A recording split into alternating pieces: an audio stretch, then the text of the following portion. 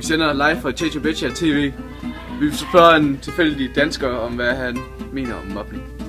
Ikke også? Jeg er faktisk græker. Du er faktisk græker, men det ændrer ikke på dit syn på mobning, går ikke ud fra. Nej, det gør det ikke. Mobning, det er meget offentligt, og det er meget, det er worldwide. Det er noget, vi alle sammen har været udsat for, og noget, vi alle sammen kommer til at være udsat for. Og sådan kommer det til at fortsætte i menneskets historie. Så hvad er det, du vil spørge om? Hvordan mener du, at mobning kan stoppes? Det kan ikke stoppes, ligesom prostitutionen ikke kan stoppes. Altså, det er noget, der bliver ved. Det er noget, det er menneskeheden, det er menneskets natur. Det stoppes aldrig. Det fortsætter. Tak skal du have, Niklas. Vi står her live fra Chechu Becha TV. Vi vil svare to piger, hvad de mener om mobning.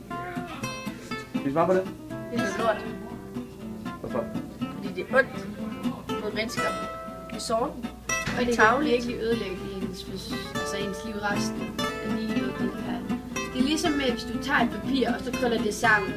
Og når du tager ud, så vil du altid kunne se, at det er krøllet sammen. Og det er jo altid kunne blive mobbet. Tak for det. Har I været mobber?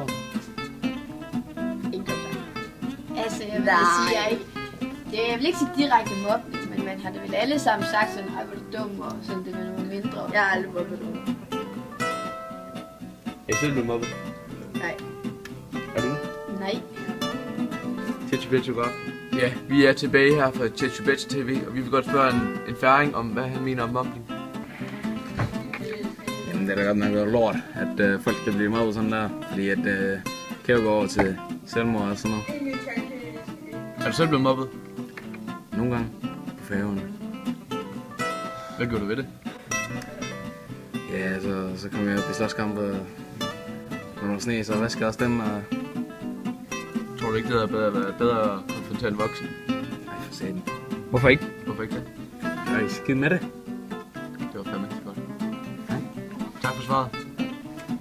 Ja, vi er så ved at være ved vejs ende, og jeg vil godt snakke lidt om mobning. Mobning, det er et kæmpe problem i folkeskolen og på arbejdspladsen. Jeg er på sjælen for de involverede, og det skulle ikke altid så godt. Men den eneste måde, vi kan stoppe mobning på, det er, at vi holder sammen. Det er, at vi står sammen med vores kammerater.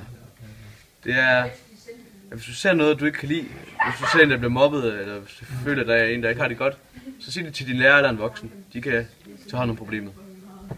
Chechu Becha, god aften.